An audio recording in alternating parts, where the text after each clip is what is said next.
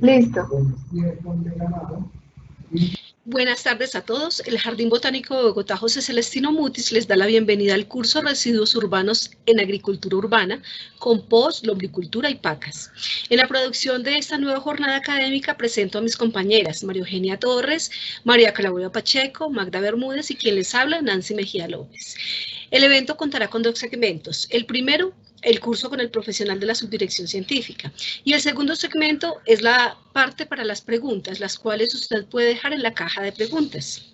Sin más preámbulos, les presento a Joan Sebastián Niño Moreno, de la línea de Agricultura Urbana, y quien es ingeniero en agroecología de la Corporación Universitaria Minuto de Dios, especialista en agricultura familiar de la Corporación Universitaria Minuto de Dios, especialista en sistemas solares fotovoltaicos, es miembro del grupo de investigación en agricultura urbana en la subdirección científica del Jardín Botánico de Bogotá José Celestino Mutis, ha realizado trabajos de consultoría y obras con comunidades campesinas, auditor de normas internacionales para la agricultura ecológica, investigación en microbiología agrícola y pluriactividad campesina.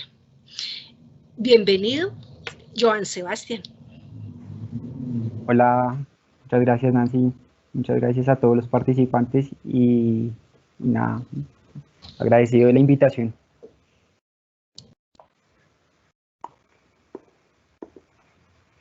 Listo. ¿Me escuchan? Sí. Te escuchamos bien, si quieres ya puedes compartir la presentación. Muchas gracias. Perfecto.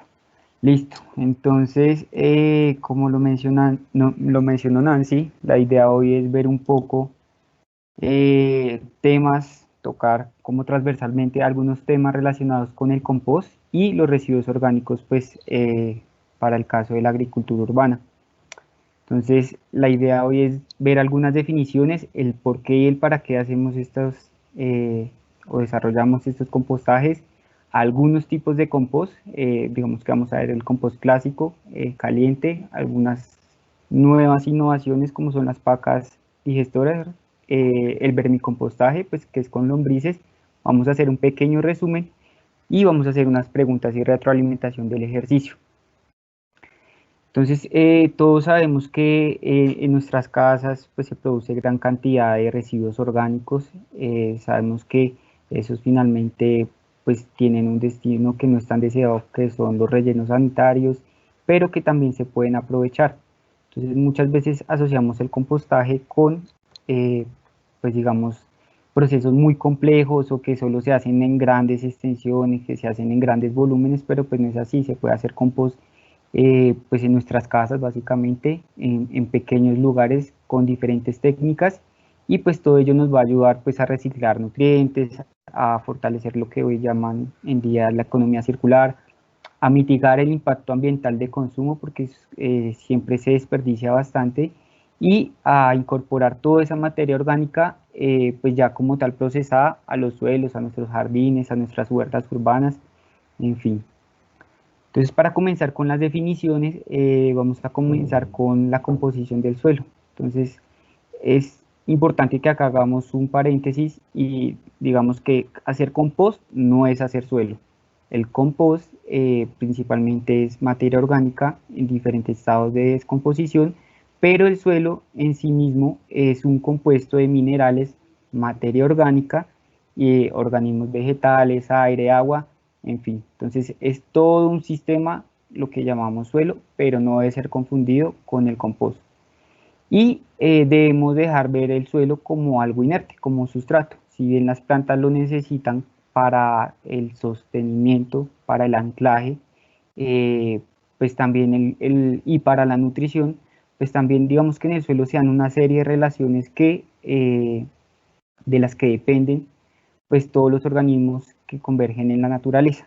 Es decir, del suelo dependen otras formas de vida y pues tenemos que dejar de pensar como un ser inerte y pues pensar que antes de nutrir las plantas debemos pensar en nutrir el suelo y en pensar cómo están esas relaciones biológicas en él.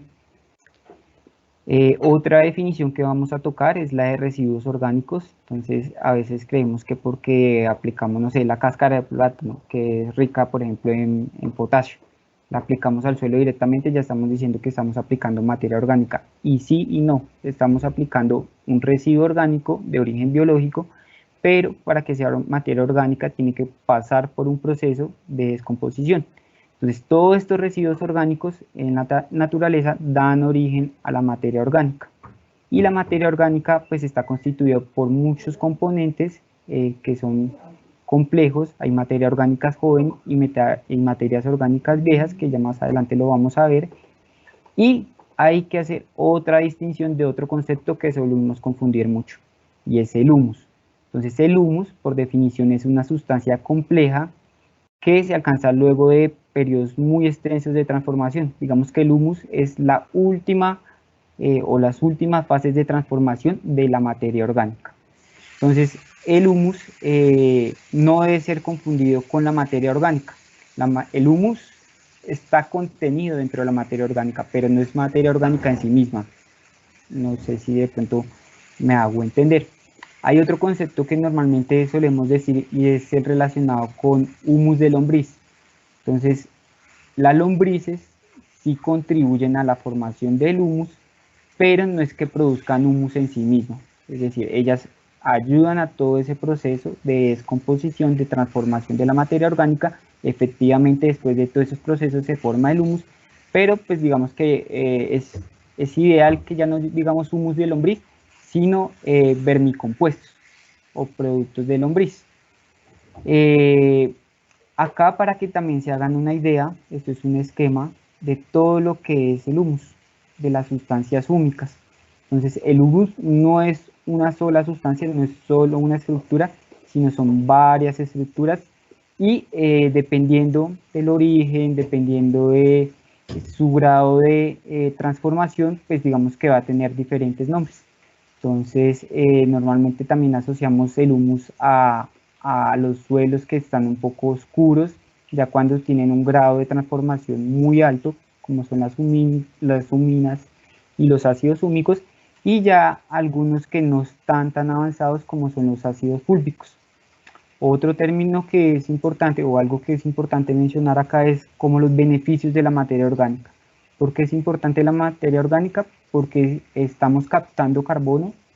En vez de enviarlo nuevamente a un basurero, pues ustedes saben que el dióxido de carbono, por ejemplo, es un gas de efecto invernadero, y con todos estos procesos vamos a evitar pues que todo ese gas también se pues libere a la atmósfera y pues lo vamos a incorporar como tal al suelo. También ayuda a mejorar la calidad del suelo, porque pues digamos que a diferencia de otros fertilizantes, por ejemplo de síntesis química, ellos lo liberan de forma pues disponibles y de manera más lenta, o sea, más gradual. Mejora la estructura del suelo, la materia orgánica en sí misma, pues retiene más agua, da más porosidad y mejora la capacidad de intercambio catiónico. Entonces, para no ser muy técnicos, digamos que las raíces necesitan ciertos minerales, ciertos nutrientes, y pueden hacer un intercambio, pues en este caso con el humus o con la arcilla.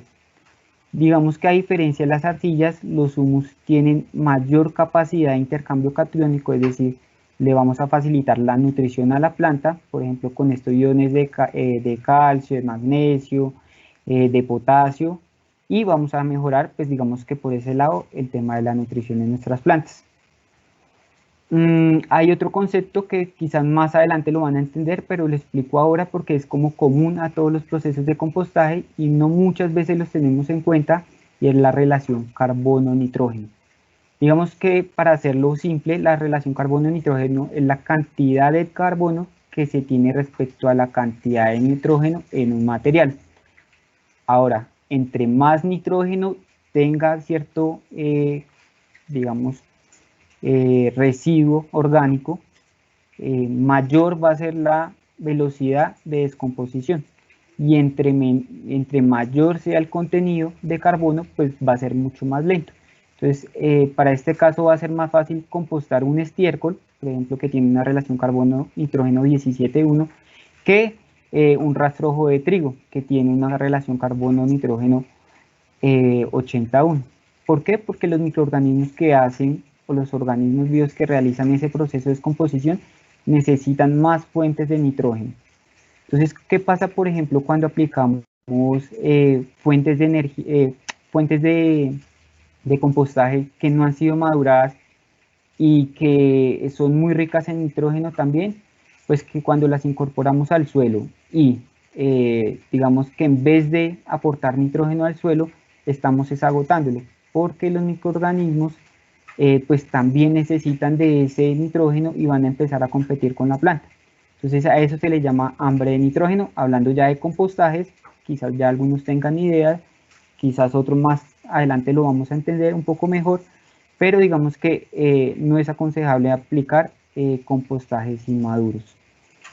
Y también, perdón, este es para el caso, hambre de nitrógeno es para cuando hay un exceso de carbono. Y cuando hay un exceso de nitrógeno, pues digamos que el nitrógeno es un componente, un elemento que es muy volátil y se puede perder, bien sea por volatización o bien sea por infiltración en el suelo. Entonces, no sé si ustedes saben que una de las principales causas de pérdida de corales y de blanqueo de corales en el mundo son los fertilizantes nitrogenados. Entonces, si nosotros aplicamos compostajes muy maduros también, que tengan altas cantidades de nitrógeno, se pueden perder por lixiviación y pues todo eso puede llegar a las corrientes del mar. Ahora, ¿uno cómo calcula la cantidad de carbono nitrógeno que debe tener presente en una mezcla de compostaje? Yo acá tengo algunas relaciones de carbono-nitrógeno. Ustedes probablemente vayan a tener acceso a esta presentación. Estas son algunas de referencia. Y entonces, por ejemplo, el cartón tiene una cantidad de nitrógeno de 0.1 y de carbono-nitrógeno 500 y una humedad de 8. Acá, en esta calculadora de la Universidad de Cornell, ustedes pueden introducir los elementos.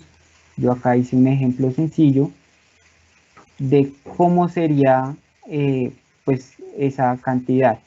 Por ejemplo, ustedes acá están haciendo de cuenta que van a aplicar 0.5 kilogramos de cartón, 10 kilogramos de comida de restos orgánicos y 3 kilogramos, o bueno, la medida que ustedes quieran tomar en peso, para realizar, digamos, esta relación de carbono-nitrógeno. ¿Qué pasa? Normalmente los voy a adelantar un poco, pero normalmente para compostaje se habla de una relación carbono-nitrógeno de 25:1 o 45:1, entre ese rango. Si yo aumento demasiado cartón, vamos a ver lo que pasa. Van a ver que el resultado, la relación de carbono-nitrógeno va a ser muy alta, es decir, vamos a tener mucho carbón en esa relación. Por eso hay que poderla, pues digamos que balancear. Y es algo que muchas veces no tenemos en cuenta cuando elaboramos nuestros compostajes. Ahora, que si tampoco tenemos los materiales para realizar una adecuada pues balance de carbono-nitrógeno, pues tampoco nos vamos a inhibir de hacer el ejercicio de hacer el compostaje. Entonces, esto es como datos relevantes de definiciones para que los tengamos en cuenta ya cuando empecemos pues a trabajar en forma en lo que son los compostajes. Acá tengo otras tablas de referencia que quizás a ustedes les pueda servir. Y ahora sí, del por qué y el para qué hacer compostajes. Tenemos que el 34% de los alimentos que son destinados a consumo humano en Colombia se desperdician. Eso equivale más o menos a casi 10 millones de toneladas al año. Esto es un estudio que hizo el Departamento Nacional de Planeación. Y eso equivale a que 8 millones de personas, el equivalente a Bogotá, se alimenten pues en un año. De este 34%, 15.6%, es decir, 1.53 millones, se desperdician en nuestros hogares.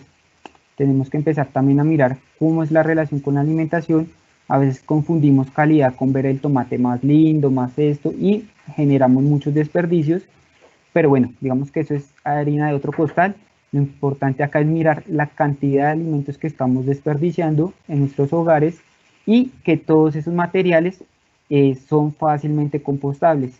Entonces acá tenemos algunos datos de este mismo estudio de la cantidad de alimentos que se desperdician pues en diferentes categorías. Por ejemplo, 6.1 millones de toneladas de frutas y verduras se desperdician. Y así sucesivamente con todos estos elementos que se pueden compostar. ¿Y a dónde va a dar eso? Pues no sé, ustedes este año quizás tuvieron la oportunidad de ver el problema sanitario que hubo en el relleno de Doña Juana, pero diariamente 6.200 toneladas de basura van al relleno, pues provenientes de Bogotá y 7 municipios de Cundinamarca. Casi el 80% de los hogares no realizan ningún tipo de reciclaje y digamos que este es el estudio más reciente que encontró. Si ustedes tienen alguno y me lo facilitan, me ayudan a complementar este dato. Para el año 95, aproximadamente de esa cantidad, que en ese caso eran 512.000 toneladas, diariamente se vertían 2.900, casi 3.000 toneladas de desechos orgánicos, es decir que casi el 30% de los residuos que van a los rellenos, en este caso el de Doña Juana, pues son residuos orgánicos que nosotros podemos pues aprovechar, podemos realizarle un proceso y pues vamos también a mitigar un poco el impacto que tiene este relleno también sobre las comunidades, sobre, pues no sé, Mochuelo Alto, Mochuelo Bajo, Usme, otras comunidades de Ciudad Bolívar. Vamos a evitar que todas esas residuos pues generen lixiviados que finalmente van a ir a la cuenca del río Tumpuelo y pues vamos a mitigar un poco el impacto ambiental de nuestro consumo. Ahora bien, ya, esto ahora sí vamos a hablar en síntesis, ¿qué es un compostaje? Esta es un poco la definición que nos trae la resolución 187 del 2006. Esta resolución es la que hace referencia a la agricultura ecológica en Colombia y por definición nos dice que es un proceso de bioxidación aeróbica, es decir, en presencia de oxígeno, de materiales orgánicos que conduce a la etapa de maduración mínima, que es una estabilización, que se convierte en un recurso orgánico estable y seguro para utilizar en la agricultura.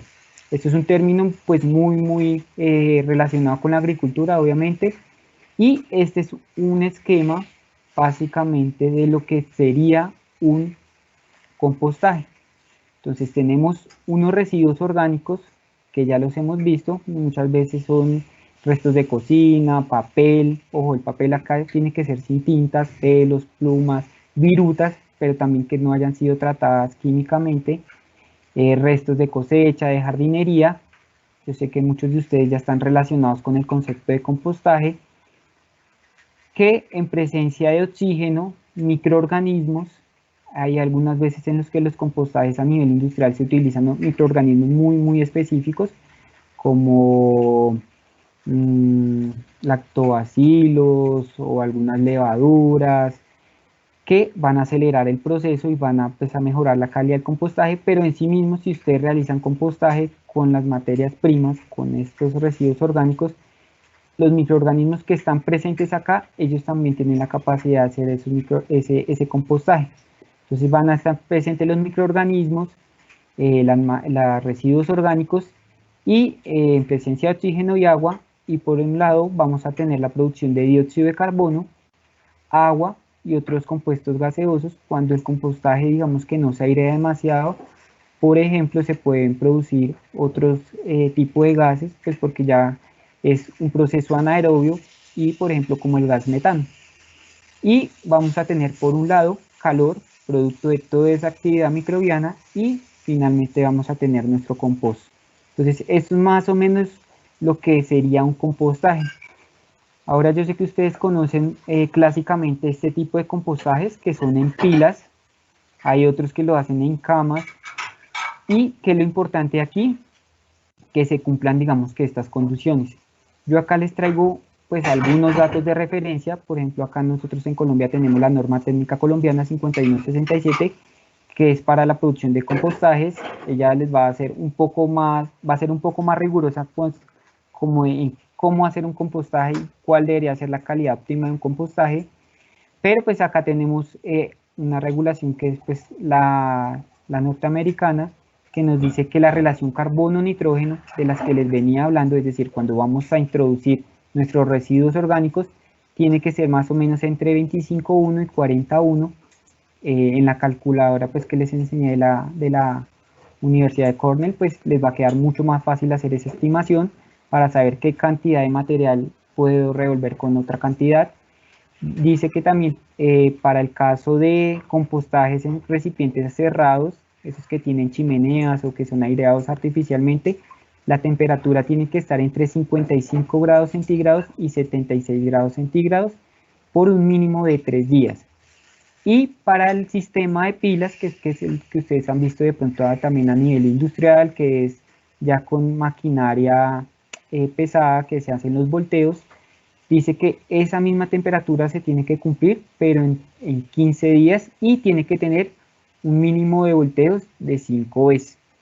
Digamos que a nivel europeo la regulación también es un poco más estricta, pero además dice que tiene que contener estos máximos de metales pesados. Ahora, ¿cómo se comporta un compostaje?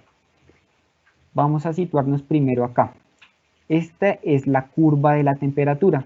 Cuando nosotros hacemos nuestras pilas, revolvemos nuestros materiales o residuos orgánicos, pues por acción de los microorganismos va a empezar a subir la temperatura. A esta fase le vamos a llamar mesófila.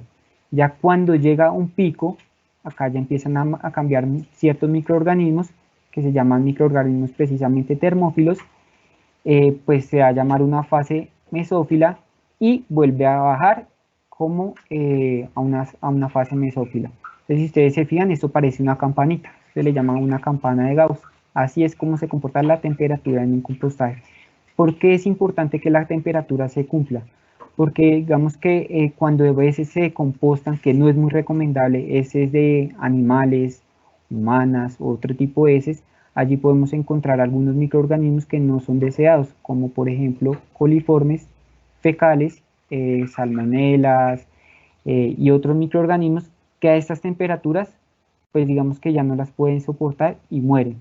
Entonces digamos que estamos higienizando pues nuestro compostaje. Y es importante que estas curvas en los compostajes pues se cumplan. Entonces, tenemos 4 fases y vamos a analizar ahora qué pasa en cada una de esas fases. En esta primera fase va a haber una degradación de azúcares, en esta segunda fase va a haber una degradación de hemicelulosas y ligninas y en esta de otros polímeros. Acá ya es una segunda degradación, digamos que de la estabilización, es ya cuando se producen todos esos procesos de humificación, cuando ya se estabilizan como tal el humus. Y pues es, digamos, quizá la fase en mi concepto de las más importantes. A veces nos afanamos por tener compostajes muy rápidos. Mi consejo es que nunca nos aceleremos y en vez de aplicar compostajes inmaduros, tengamos un poquito más de paciencia y apliquemos compostajes que ya son estables, pues porque van a ser más beneficiosos para nuestros suelos y pues finalmente para nuestras huertas y nuestras plantas. Acá tengo un segundo punto, este que ven acá, y este está relacionado con el pH. Entonces, si ustedes comienzan acá por acción de algunas bacterias, algunos hongos, empiezan a acidificar, empiezan a expulsar algunos ácidos orgánicos y llega casi a un pH de 3, 4 y empieza a subir de nuevo. Acá se alcanza a alcalinizar un poco y luego se estabiliza a un pH neutro. Si lo podemos ver acá, un compost, pues digamos que relativamente estable, está en un pH de 7, en un pH neutro. Y por último, vamos a tener la composición de oxígeno, el oxígeno, la presencia de oxígeno en nuestro compostaje. Y pues vamos a notar que empieza a disminuir de manera drástica, casi llegar hasta 4 o 5. Por eso es que es necesario realizar los volteos. Recordemos que esto es un proceso aeróbico, es decir, en presencia de oxígeno. Se considera que por debajo de 5 estamos haciendo procesos anaeróbicos. La idea es pues airearlo efectivamente y pues va a terminar por una oxigenación por encima de 7. ¿Qué es importante acá? Si generamos también muchos volteos, también vamos a retrasar un poco el proceso. Entonces, ¿qué es importante? Que si exista temperatura, que la podamos también regular con el aireo, con la aireación, pero pues que tampoco no la pasemos, digamos que revolviendo nuestros compostajes, pues para tampoco perder ese proceso. Más o menos es como la estructura de lo que debería o cómo se debería compostar un compostaje caliente. Este es un poco mostrarles el proceso que realiza el jardín botánico con todas esas materias primas, residuos de podas, de talas, que se realizan. Entonces este es un proceso de pilas, este se va volteando y pues se va generando pues como tal el compostaje. Hay ocasiones en que para agilizar el proceso, como les comentaba, se utilizan algunos microorganismos y por ejemplo algunas fuentes de azúcar como la melaza, o bueno, en nuestra casa lo podemos hacer con panela, y si no tenemos los microorganismos específicos podemos trabajar con algunos que son fáciles de adquirir, por ejemplo como con algunas levaduras, por ejemplo la levadura del pan funciona bien y podemos generar este tipo de compostajes. Ahora yo sé que esto no es fácil pues como para todos tener la infraestructura para hacer este tipo de compostajes y menos en una casa o en un patio, una terraza, un balcón. Pero digamos que me adelanté un poco, esa no es excusa para poder realizar algunos tipos de compostajes. Digamos que acá el reto con este tipo de nuevos métodos de compostajes o nuevas herramientas para compostar es ganar temperatura, pero como les menciono, esto se puede realizar mediante la inclusión de algunos microorganismos y fuentes de energía. Entonces, si ustedes pueden ver, ya existen como algunas herramientas muy comerciales. No estoy haciendo apología o no estoy recomendando ninguna de estas marcas comerciales, pero también la podemos hacer en nuestras casas con una caneca, con unos residuos, con unos recipientes. Acá el reto va a ser ganar como tal la temperatura, pero igual puede que se nos demore un poco más, pero igual va a ser un muy buen compostaje. Es decir, la invitación es a que no se desanimen. Quizás esto puede parecer un poco técnico, un poco complicado, pero realmente no lo es. Y bueno, retomando, es importante decir que el compostaje como fuente de materia orgánica no es una fuente importante de nutrición. Sí lo es para tener en cuenta, pues porque digamos que los nutrientes contenidos ahí van a ser de mejor disponibilidad para las plantas, como les mencioné, por ejemplo, el humus tiene la capacidad de liberar esos nutrientes que necesitamos para nuestras plantas de mejor forma. Y bueno, ¿qué no se debe hacer? ¿Qué no se debe hacer en nuestros compostajes? No se debe aplicar compost inmaduro, por los que ya les había mencionado, pero porque también cuando aplicamos compost inmaduro al suelo hay muchos microorganismos que están en constante crecimiento, que están en sus procesos y también van a necesitar oxígeno. Entonces, ustedes saben que las plantas también necesitan pues en el suelo una adecuada oxigenación, entonces van a empezar como a tener problemas allí. Evitar aplicar heces humanas o de mascotas, que sí se pueden compostar, pero mi recomendación es no hacerlo como medida preventiva, pues porque son alimentos que vamos a consumir posteriormente.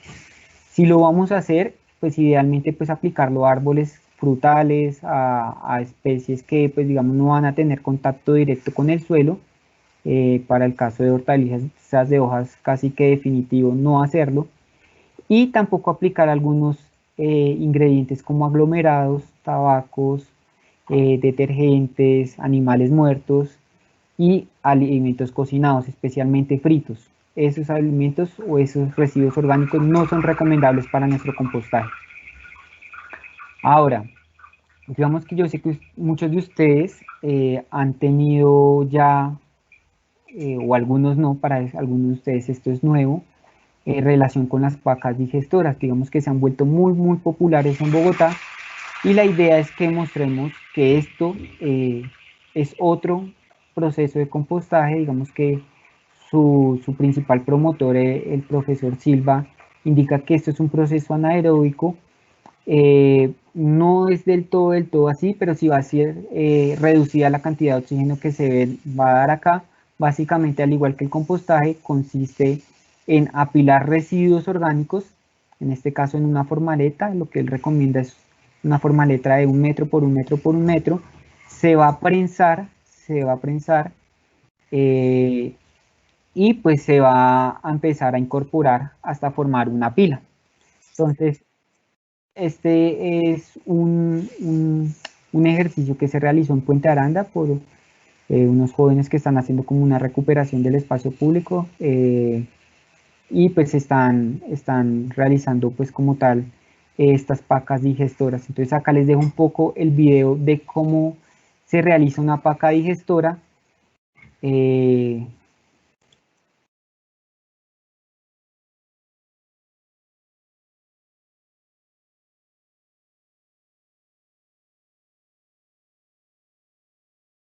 Listo. Entonces, como les mencionaba, básicamente este es otro tipo de compostaje.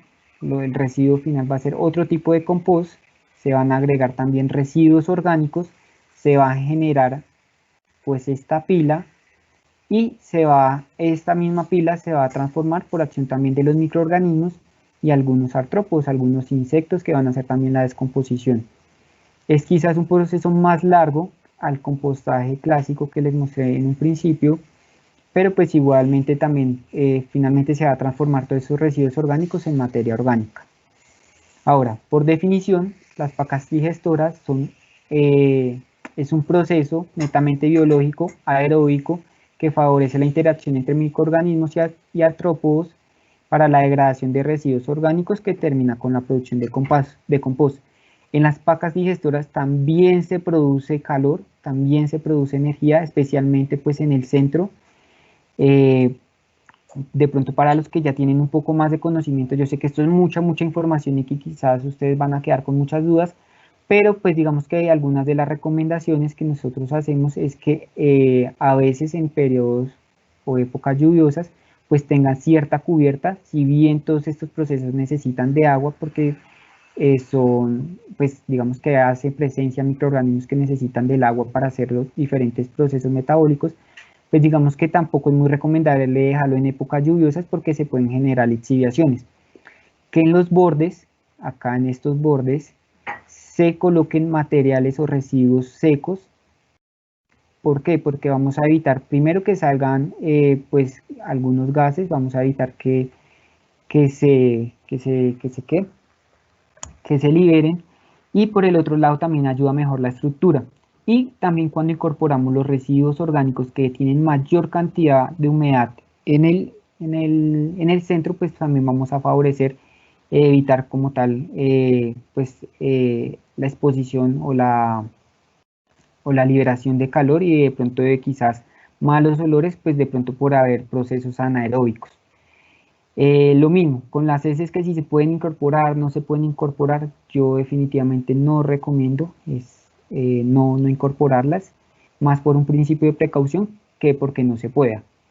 Y que si se puede cultivar al final de la paca, lo mismo.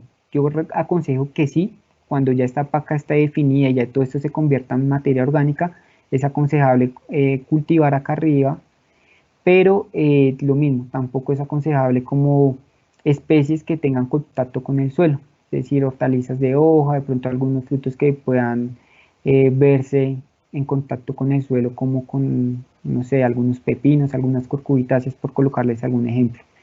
¿Qué cuánto dura una paca en realizarse? Puede durar de 5 a 6 meses, incluso yo creería que un poco más. Digamos que esta es una técnica relativamente nueva, es una innovación, y digamos que tampoco hay mucha información de lo que, pues de los tiempos y duraciones. Obviamente también va a depender mucho del material compostado, de la temperatura ambiente o de donde estemos.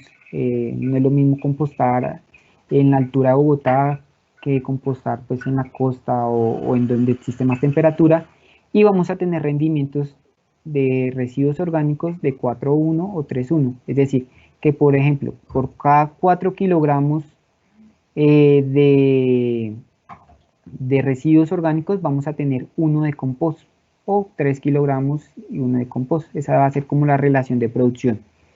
Ahora, hay otra técnica en la que no se ve vinculada la temperatura como tal, sí para controlarla, pero no para ese proceso, y es el vermicompostaje. Y ese compostaje lo vamos a hacer a través de lombrices. Estas son lombrices del Jardín Botánico de Bogotá. Pues como les mencionaba, es un proceso de compostaje donde se utilizan lombrices y microorganismos, y pues digamos que la especie que más se emplea es esta, Encenia foetia. No es la única con la que se puede hacer compostaje, pero sí digamos que la más popular y la que más se utiliza comercialmente. ¿Cómo funciona, pues digamos que este tipo de vermicompostajes? Entonces las lombrices consumen una cantidad de cada 24 horas su propio peso en el día. Hay que tener cuidado con las temperaturas porque si aplicamos mucho material orgánico pueden elevarse las temperaturas y vamos a tener compostajes calientes y pues digamos que nuestras lombrices no van a poder soportar esas temperaturas y van a morir. Entonces tenemos que tener unas temperaturas adecuadas donde ellas se puedan desarrollar, unas condiciones de humedad, ni muy encharcado ni muy seco, y unas condiciones de pH y baja luminosidad. Ustedes saben que las lombrices siempre van a estar como a una profundidad determinada de la tierra, pues porque no toleran pues como esa intensidad lumínica, pues si estuvieran expuestas al sol. Las lombrices son hermafroditas, es decir, que tienen ambos, por decirlo así, sexos, pero requieren de otro individuo para poder, digamos, reproducirse. La cópula se realiza más o menos de 7 a 10 días.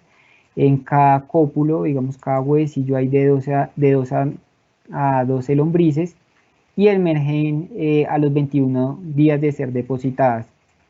Más o menos a los 3 o 4 meses tienen ya una edad reproductiva, es decir, a esa edad ya se pueden volver a reproducir y más o menos alcanzan su peso y tamaño final que a los 7 meses. Más o menos la lombriz tiene un tamaño también de 7 centímetros como para este periodo de tiempo. En promedio pueden vivir 10 años. Como dato curioso y que yo sé que quizás lo van a preguntar es que si las lombrices las podemos dividir y tenemos 2 lombrices. No, eso realmente no pasa. De hecho estamos mutilando las pobres lombricitas y pues no es lo aconsejable. Entonces una parte de ellas sí va a vivir, la que tiene la boca, pero y parte de este otro pues digamos segmento que se le retiró a la lombriz pues se va a regenerar, pero como tal la otra parte va a morir. Este es un poco el proceso, contarles lo que hacemos en el jardín botánico. También tenemos algunas camas donde depositamos residuos orgánicos de cosecha, de podas. En estas camas, cada determinado tiempo, por un lado tenemos estos vermicompuestos o estos lixiviados. Mi consejo es que siempre los recirculen al menos 5 o 6 veces, es decir, cuando nosotros aplicamos toda esta materia orgánica acá, van a haber unos fluidos que van a terminar pues acá. La idea es que se vuelvan a depositar, que se vuelva a humedecer el suelo y ya finalmente después de la quinta o sexta vez que se incorporan, ya se pueden utilizar pues digamos pues para las plantas, lo que normalmente llaman humus líquido. Pues ya es un compuesto más estable y no es quizás un poco tan ácido. Que si no puedo hacerlo en estas camas más o menos que tienen 2 metros por metro, pues también lo puedo hacer en una caja muy pequeña. Este es un ejercicio que yo hice en una cajita de 20 por 20. No hay excusa, digamos, que de pronto para utilizar en un apartamento o en un patio muy pequeño. Y pues ellas van a estar pues en constante aprovechamiento de esos residuos orgánicos, en esa constante producción de compost, de vermicompostaje para este caso. Entonces este es un poco como en resumen los procesos que ocurren para el tema de vermicompostaje. Ahora bien, de cómo se genera el sustrato o qué condiciones necesitan ellas, pues necesitan 3 partes de tierra por una de residuos orgánicos, o cuando ya hay material compostado, la relación necesaria es 2:1. ¿Que cuánto se aconseja pues por metro cuadrado? Se aconseja que para 1 metro cuadrado de estas proporciones se incorpore 1 kilogramo de lombrices. Es decir, que si yo tengo un cubo de 1 metro por 1 metro por 1 metro, tengo esa proporción de tierra y material compostado o residuos orgánicos, pues va a ser necesario que incorpore más o menos, puede ser más, puede ser menos, ahí ya va a depender la velocidad con que las lombrices trabajen, pero lo recomendable es 1 kilogramo. que cómo se cosecha el humus de lombriz o el vermicompostaje, como el vermicompuesto, como es el término más adecuado. Pues digamos que las lombrices siempre van a migrar a donde hay alimentación, donde hay alimentos o residuos orgánicos, y pues la parte donde ya ellas migraron es la que vamos a cosechar. Entonces siempre incorporamos alimento fresco, ellas migran ahí y la otra parte es la que vamos a cosechar. Aquí son algunos contenidos de ácidos fúlvicos, de algunos elementos de los vermicompostajes, y acá tengo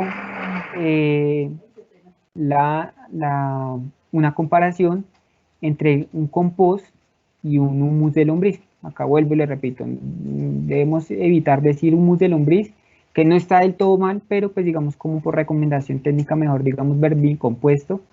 Y vamos a ver que en casi todas, por no decir que en todas, los elementos o los parámetros evaluados, el vermicompostaje tiene mejores propiedades o mejores cantidades de nutrientes que los compostajes. Lo que se hace usualmente es coger esos compostajes y ya cuando hayan terminado su proceso de mesófila 2, es decir, ya cuando se esté regulando la temperatura, se incorporan lombrices y así vamos a tener un compostaje, un vermicompostaje de mejor calidad. Ahora acá tengo una tabla, un poco resumen de lo que son estos procesos. Entonces tenemos algunas variables como temperatura, la duración en tiempo, los organismos implicados, la mano de obra, la calidad del compostaje y las ventajas. Entonces tenemos que para el compostaje las temperaturas sean entre 55 y 76 como parámetro. Dependiendo del lugar y el material que compostemos puede durar entre 3 y 4 meses. Los principales implicados son los microorganismos. Digamos que para los compostajes de pila, estos compostajes grandes, la mano de obra es alta, hay que estarlos volteando, hay que estar pendiente, y tiene la ventaja de que elimina o inhibe patógenos y semillas arbences, lo que mal llamamos malezas. Para la paca digestora, pues la temperatura máxima que se alcanza es de 60 grados, puede durar 5 o 6 meses. Los principales implicados son algunos microorganismos y artrópodos, algunos insectos. La mano de obra yo diría que es entre media y baja, realmente se compacta o se prensa ese material orgánico y se deja ahí ya el tiempo que sea necesario.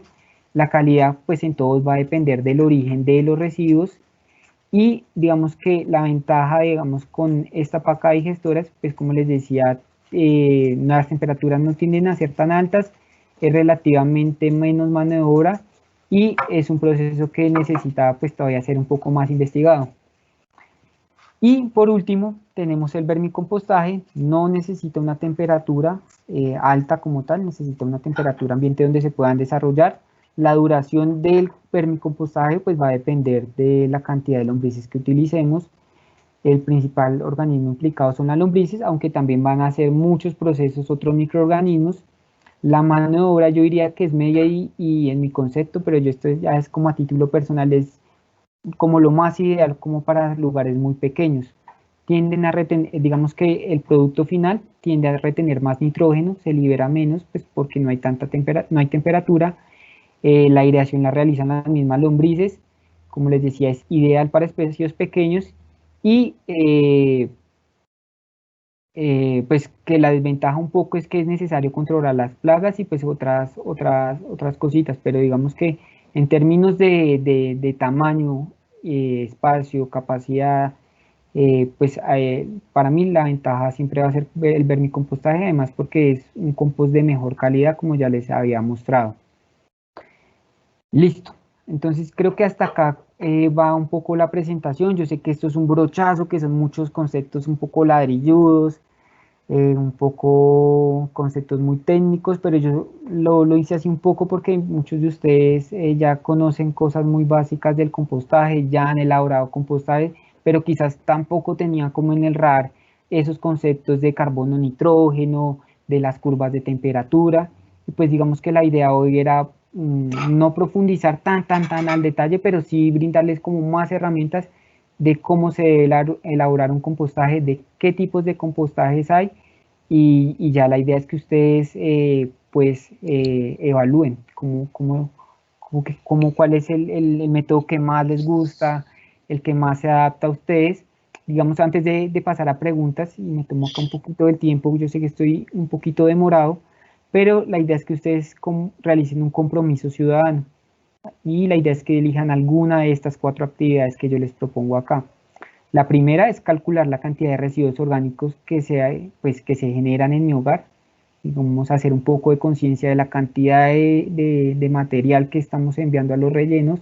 Otra es hacer la separación en fuente de otro tipo de residuos, es decir, cartones, vidrios, que no está muy relacionado con el compostaje, pero que también estamos ayudando a mitigar pues, el porqué de hacer todo esto. El tercero es contarle a un familiar, a un amigo, a un vecino, cómo se realiza un compostaje, un abono orgánico. Y el cuarto es animarse pues ustedes mismos, con su familia, con sus amigos, a realizar alguna de estas 3 técnicas pues que vimos hoy. Entonces, pues agradecerles y pues bienvenidas sean las preguntas. Muchísimas gracias, Joan Sebastián. Le damos la bienvenida a Magda Bermúdez para que continuemos con el segundo segmento. Muchas gracias, Nancy. Joan Sebastián, muchísimas gracias por tu presentación. A todos los asistentes también damos un especial agradecimiento por permanecer en esta charla. Y te cuento, Joan Sebastián, que la asistencia de hoy ha sido muy nutrida. Tenemos personas de diferentes grupos de la sociedad civil. Tenemos también representantes de la Universidad Nacional Agraria La Molina en Perú, el Politécnico Internacional, la Universidad Industrial, también compañeros del Jardín Botánico de Bogotá, del SENA, Secretaría de Educación, la Universidad, el SENA, la UPTC, Universidad Pedagógica y Tecnológica de Colombia. También están representantes de la UIS, Universidad Industrial de Santander, en Bucaramanga. También están presentes de instituciones educativas distrital El Paraíso, Manuel Beltrán, con Jenny Romero y Pedro José Villamil de la institución educativa Tesoro de la Cumbre. A ellos muchísimas gracias por asistir a este proceso.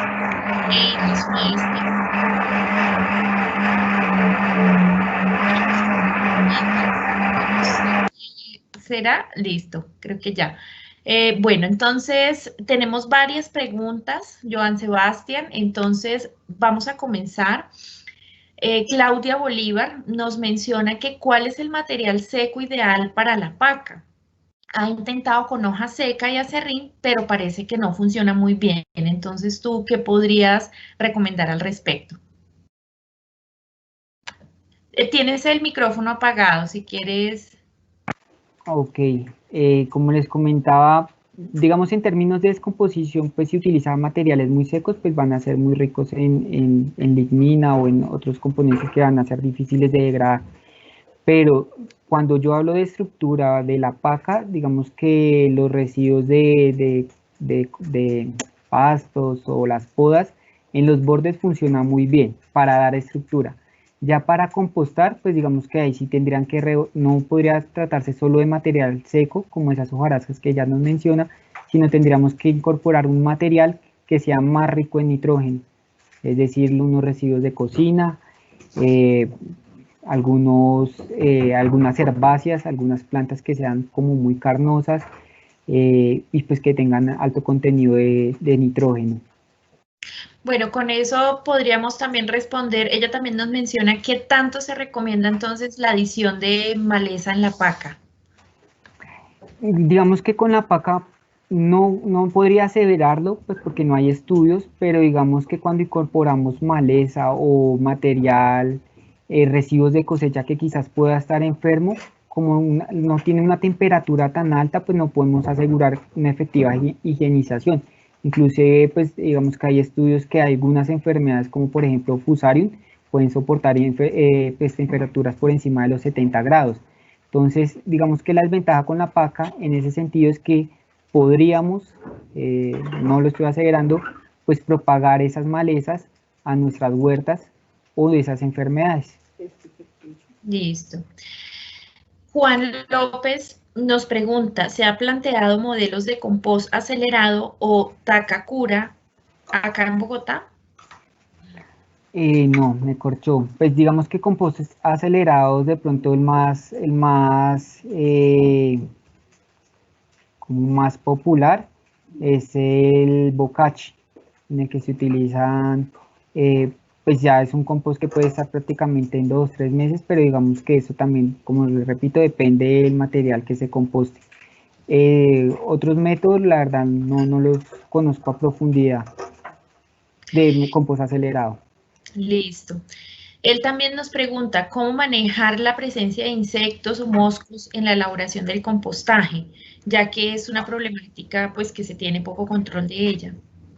Sí, es cierto, y vuelve y juega, también depende mucho del material compostado. Cuando hay demasiada humedad, pues empiezan a proliferar mucho pues, estos dípteros. Eh, la verdad, uno podría aplicar entomopatógenos pues, para controlar, por ejemplo, esta proliferación de moscas, por ejemplo, entomóptera, sí, se llama entomóptera, es un hongo patógeno, si no estoy mal, y otras técnicas, pero realmente si el compost está balanceado, si tiene la temperatura adecuada y si se ha generado bien, no tendría por qué haber una proliferación exagerada de estos organismos. Ok. Catherine Parrado, ella dice, bueno, en el Jardín Botánico no vendemos las lombrices, pero ¿en dónde las podemos conseguir? Eso es una buena pregunta. Pues yo la verdad tengo, pero muy pocas y también algunos amigos. Entonces ya es un poco del voz a voz. En este momento no les podría sugerir pues un lugar comercial para adquirirlas. Ok. Nancy Vanegas nos hace un comentario. Ella está asombrada un poco, impresionada con las cifras de desperdicios. Hay muchas prácticas por cambiar y enseñar. También nos habla Darío Duque. Para el vermicompost, ¿se debe incluir las lombrices desde el principio o después de cierta fase del compostaje? No, lo que les repito, vermicompostaje ustedes lo pueden realizar desde el principio, pero no deben incorporar mucho material orgánico, pues porque obviamente se van a incrementar las temperaturas, o una vez tengamos nuestro compostaje medianamente estabilizado, que ya esté finalizando la fase mesófila, y podemos incorporar las lombrices y pues va a ser un mejor producto, porque ellas van a seguir pues descomponiendo, van a seguir degradando ese material orgánico. Listo. Hansa Mamé, de la Universidad Nacional Agraria La Molina, en Perú, nos dice, buenas tardes. En primer lugar, gracias por la presentación. Mi pregunta es, ¿hay personas que aplican directamente los residuos orgánicos a los surcos de los árboles? ¿Los ponen superficialmente? ¿Esta práctica estaría bien o se están desaprovechando nutrientes o es beneficiosa? ¿Por qué? Gracias. Es relativo. Digamos que si uno incorpora esa materia orgánica como mulch, pues puede estar generando beneficios como que no se va a perder tanto, no va a haber, digamos, una evaporación del suelo tan fácil. Pero en términos, por ejemplo, de la descomposición de ese residuo orgánico, pues tampoco es tan favorable, pues primero porque se va a demorar demasiado, segundo por lo que ya les dije, pueden haber proliferación de algunas enfermedades o algunos patógenos como tal. Entonces, es relativo al cultivo, es relativo al tipo de material orgánico que se incorpore, pero pues digamos que generalmente no es muy recomendable. O sea, si se incorpora que sea seco, pues como mulch, pero si el objetivo es nutrición, pues y dar estructura al suelo y mejorar como las propiedades del suelo, sí es mejor que se aplique compostado o ya procesado. Listo. Camila Jiménez, ella nos pregunta, ¿cuál sería la mejor manera de recuperar el vermicompost sin molestar a las lombrices? Digamos que esa es como la cosecha más clásica. Tengo las lombrices en una parte, tengo las lombrices en general en el vermicompost y ellas cuando ya han terminado de realizar como sus procesos de alimentación, pues se van a dirigir donde está el nuevo recurso. Entonces, añado un nuevo recurso para el caso de las camas largas, pues puedo coger un extremo y un extremo. Entonces aplico en el extremo que no quiero cosechar, pues como tal el compostaje, el nuevo residuo orgánico, y ellas van a migrar todas allí. Digamos que no las estaríamos molestando, y ya el otro, la otra parte de la cama, pues ya la podemos cosechar, y pues relativamente habría muy poca lombriz allí. Listo, vamos a extendernos un poquito más o menos unos 10 minuticos para resolver las preguntas porque tenemos hartas preguntas, sabemos que estamos ya por fuera del tiempo, pero entonces es importante también para los asistentes poder resolver todas estas preguntas que son muy interesantes. Aquí nos habla Diana con relación cómo se puede hacer la relación, si tengo estiércol de vacuno y ovino. Bueno, digamos que eso existe una forma como estándar, pero si quieren vuelvo y les comparto pantalla y hacemos un ejercicio pequeño con la tabla que yo les mostré. Entonces, No sé si nos alcanza el tiempo, Joan Sebastián, o lo pudiéramos enviar también, digamos, ok, el proceso en las memorias para que pues todos tengan esta información, pero sí es importante que en las memorias quede el proceso, ok, como a digamos que manera de ejemplo. perfecto, pero entonces digamos que como para darle una respuesta Listo. más concreta, pues digamos que esos estiércoles por lo general tienen un alto contenido de nitrógeno. Hay que balancearlos con ingredientes o material orgánico pues que tenga una cantidad mayor de carbono. Entonces digamos que esa herramienta que encontré de la Universidad de Cornell es muy sencilla, simplemente hay que introducir la cantidad que se quiere compostar y pues las características del material que se desea compostar. Listo, Joan Sebastián. Pero sí es importante a los asistentes, sí les decimos que en las memorias, por eso es importante que se registren en la lista de asistencia, en las memorias entonces quedará el ejemplo que Joan Sebastián nos dará para este proceso. Darío Duque nos pregunta, ¿para el compostaje convencional es necesario calentar los sustratos para alcanzar la temperatura ideal para que se lleve a cabo el proceso? Digamos que la temperatura se va ganando pues a medida que van pues realizando su actividad los microorganismos. Entonces, digamos que uno como tal no lo calienta, sino en sí mismo el proceso va generando el calor. Entonces, ahí lo importante es que llegue a las temperaturas adecuadas, que no se pase de esos rangos y pues tampoco que nunca los alcance, pues porque finalmente va a ser un compostaje pues que no va a tener la mayor calidad, pues especialmente por los temas de higienización. Listo.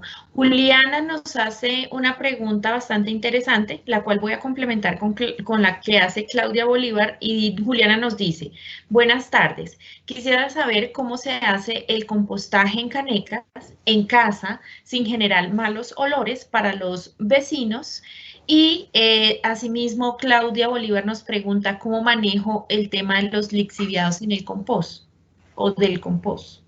Bueno, digamos que para estas nuevas estructuras que venden por internet y que son tipo canecas, lo que normalmente se hace, pues hay dos formas. Una de hacer un compostaje frío, en la que ustedes pueden incorporar residuos, una capa de residuos orgánicos y una capa ya como tal de tierra. Y así van haciendo las capitas, ahí no les va a generar temperatura, pues porque no va a haber una actividad microbiana pues tan alta. Entonces esa sería una forma de generar pues la aireación adecuada. Digamos que también para canecas a veces se utilizan unos tipos de chimeneas que son como a veces como para hacerlo como muy artesanalmente, pueden ser unos tubos de PVC que tienen algunos orificios y así se puede airear y se puede bajar también la temperatura. Ya para la cosecha puede ser un poquito más complicado cuando son canecas muy grandes, porque si depositamos todo el material compostable de una sola vez, pues va a ser mucho más fácil. Pero si vamos incorporando por capas, pues va a ser un poco más difícil realizar el volteo o controlar un poco la temperatura.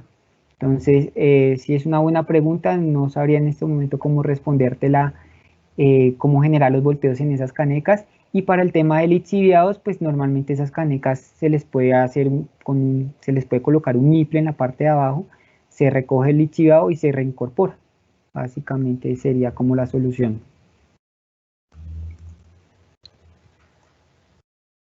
No tengo sonido. qué pena. Ya, ahora sí.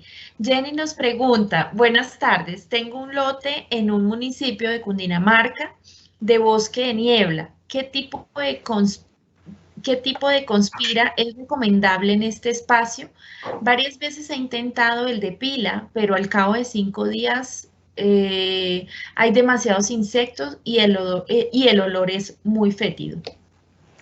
Ahí es importante, por ejemplo, cuando son ese tipo de espacios, también utilizar los microorganismos adecuados, ¿no? Entonces, no estoy tampoco haciendo apología a ningún tipo de tecnología, pero, por ejemplo, los microorganismos eficientes que vende, por ejemplo, Fundasis, o, no sé, Abonamos, o bueno, que son ya microorganismos que están estandarizados para los procesos de compostaje, pues van a ayudar mucho, pues porque si hay malos olores, también es un proceso, es porque hay mucha agua, poco oxígeno, entonces ya no se están haciendo procesos aeróbicos, sino anaeróbicos, y ya no se está, pues como tal, generando el proceso adecuado. Y con los insectos, pues también es lo mismo, es relativo al tipo de material que se composte y al tratamiento que se le dé. Yo he escuchado, la verdad no lo he probado y lo comento acá como a manera informal, a veces se utilizan como aceites para el control de las moscas. Entonces, aceites o jabón Rey. Pero pues de aquí a que yo les pueda dar en este momento un dato técnico de cómo actúa, la verdad no podría decírselos, pero sé que sí se utiliza. Okay. Librado Díaz nos dice, ¿el líquido de la lombriz se debe pasar varias veces por la misma cama de lombrices? Sí, sí, o se puede incluso utilizar, pero en concentraciones muy, muy bajas. Entonces, normalmente esas concentraciones pues va a también depender, obviamente, casi todo depende del material compostable, pero sí lo que es recomendable es que se recircule. Al principio va a salir un poco muy amarillo, como color marrón, y ya con el tiempo el lixiviado va a tornarse un poco más oscuro, más rojizo, más intenso. Entonces ya cuando esté en ese grado, ese lixiviado tenga ese color, pues es un poco más recomendable pues aplicarlo porque ya está un poco más estable. Listo. Un anónimo nos dice, tengo entendido que algunas especies de insectos como las moscas soldados degradan rápidamente estos residuos. ¿Se ha evaluado o investigado sobre esto? Sí, yo sé que por ejemplo en Europa ya hay plantas súper grandes de mosca soldado, pero lo mismo, tampoco te podría decir un dato muy preciso técnico de este.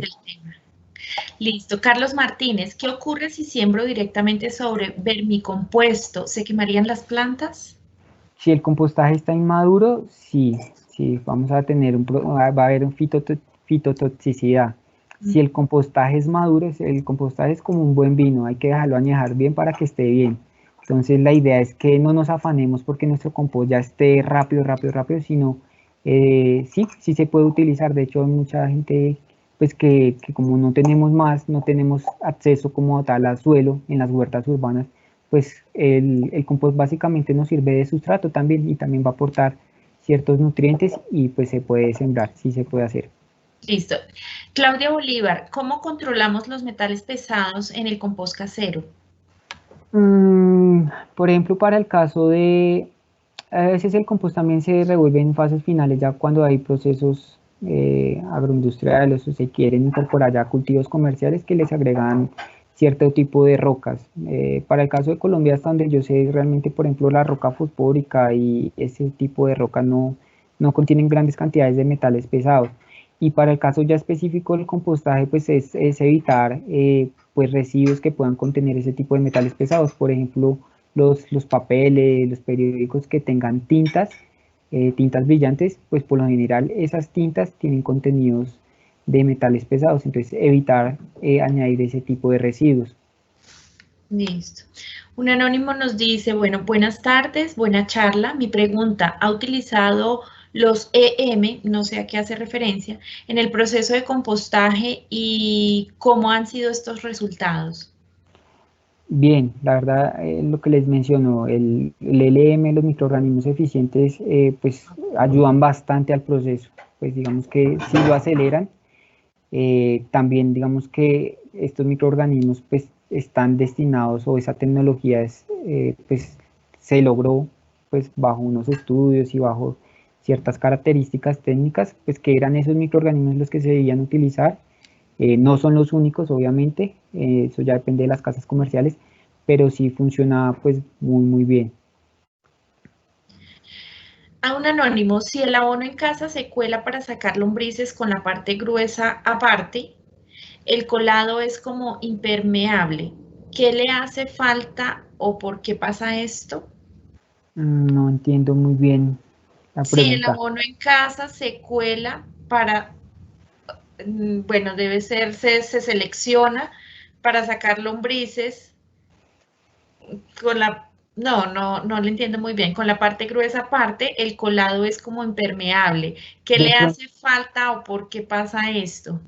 de pronto se refiere a esos residuos que son más grandes que no se terminaron de compostar, que por lo general suelen ser, pues, como les mencionaba, elementos más complejos, como ligninas, que no son tan fáciles de degradar.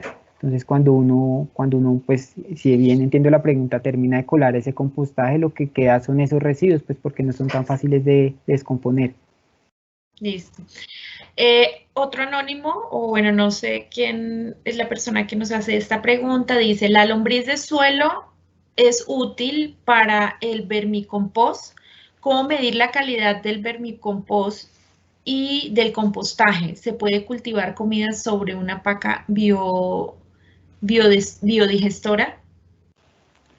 Eh, pues digamos que los parámetros ya serían comparables entre compostajes. Como les dije, muchos de esos compostajes a nivel nutricional va a depender del material que se descomponga. Pues obviamente un material compostaje de, no sé, de heces de reses o de caballo, que es muy bueno, pues va a tener, de caballo en específico, en especial y ahora hago la acotación, es muy bueno conseguirlo y compostarlo porque es como el más balanceado entre esos tres nutrientes, ¿no? Esos tres minerales, carbono, fósforo, potasio y nitrógeno, es como el más balanceado. Entonces, me perdí la pregunta. Que la calidad es relativa a Sí, los, la calidad. Ajá. es relativa a los elementos compostados. Listo. ¿Qué recipientes se pueden usar en casa para hacer estos compost o vermicompost? Para el vermicompost es muy sencillo, ustedes pueden utilizar una caneca, no sé, 10, 15 litros, ya depende de la cantidad de lombrices que tengan y de la cantidad de alimentos o residuos orgánicos que procesen. Para el tema del compost sí es un poquito más complicado, en especial pues porque por el tema de la aireación, pero igual se puede hacer. Entonces hay veces que esas recipientes vienen como por niveles. Entonces saco un nivel, que es en la parte de abajo, que es la que ya se puede cosechar, y voy incorporando arriba, y voy incorporando arriba. Funciona como cajoncitos, o Ok. puedo pasar de cajón a cajón. Entonces eso es como se hace normalmente en las casas. Ahí el reto es cumplir con la temperatura. Bueno, y en ese sentido, digamos, Laura Herrera nos pregunta, ¿las canecas de pintura pueden servir entonces para el proceso de vermicompost? Sí, perfecto. ¿O hay Simplemente algún inconveniente? abren un huequito abajo, le pueden colocar un niple y si quieren una llave y pueden, pues digamos, para los lixiviados y pues la parte de arriba van incorporando el residuo orgánico. Realmente es como ideal, una caneca de pintura pues está bien como para una casa. Ok, súper. Y Claudia Bolívar nuevamente nos hace la siguiente pregunta. ¿Para la maduración del compost es suficiente con dejarlo quieto o hay que hacerle volteo? No, la ¿O qué maduración, recomiendas? en la maduración estabilización ya no tendría por qué haber temperatura. Entonces, si hay temperatura es porque todavía hay mucho residuo orgánico, pues sin descomponer los microorganismos todavía están trabajando. Normalmente se alcanza, la maduración va dependiendo del proceso, pues puede ir entre los 4 o 6 meses más. Como les digo, un compost entre más maduro, más estable, mucho mejor, pero la maduración, digamos que un indicador de ella también la podemos tener a través de, por ejemplo, el pH. Entonces, si un compost tiene un pH más o menos neutro, pues digamos que es un compost que relativamente está estabilizado. Listo. Y Eduard López entonces nos dice, ¿es bueno implementar agentes descomponedores como las lombrices en las pacas?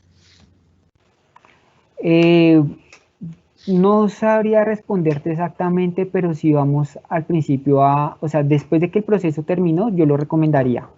Pero si vamos a generar unas prensas sobre las lombrices, muy probablemente ellas se vean afectadas, pues porque primero no van a tener por dónde circular, va a quedar súper corto de oxígeno esa paca, y segundo, cuando alcancen temperaturas, cuando empiecen a subir las temperaturas, pues muy probablemente las lombrices mueran.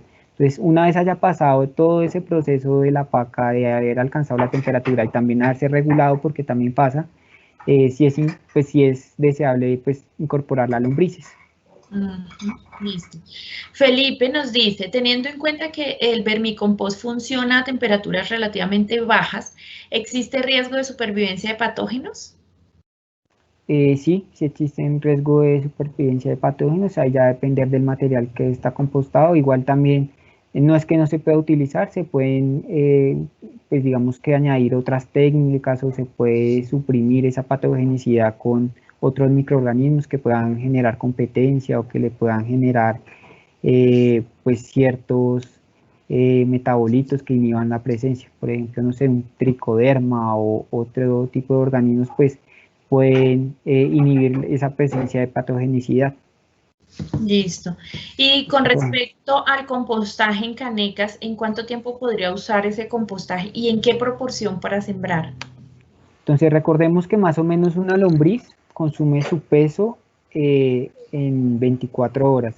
Ya ahí es hacer como la cantidad de lombrices que yo tengo para saber cuánto tiempo pues va a durar mi compostaje más o menos en estar. Perfecto.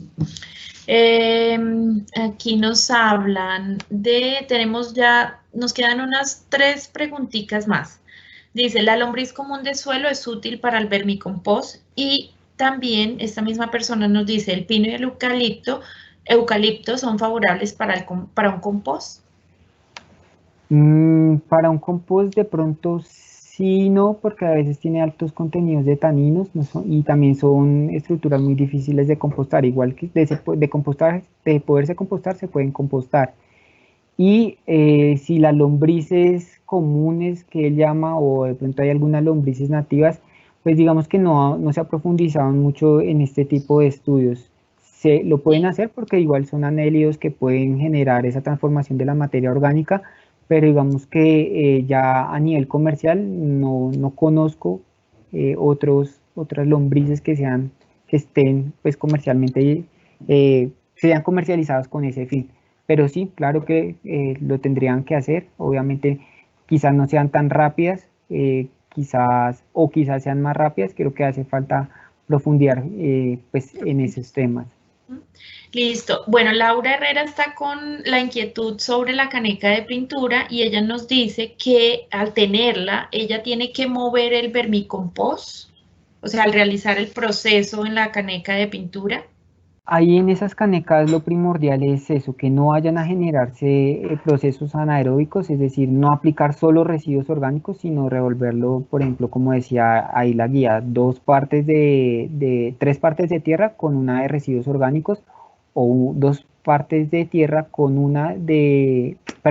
tres partes de tierra por una de residuos orgánicos, o dos partes de tierra con compostaje ya más o menos elaborados. Entonces, lo importante es que no se incremente la temperatura, que no existan como tal encharcamientos, por decirlo así, y que siempre tengan una buena oxigenación. De resto no hay ningún problema, pues la caneca. Listo. Y finalizamos con esta pregunta. Dice, ¿la maleza y la leche aceleran el proceso de vermicompost? La maleza y la leche.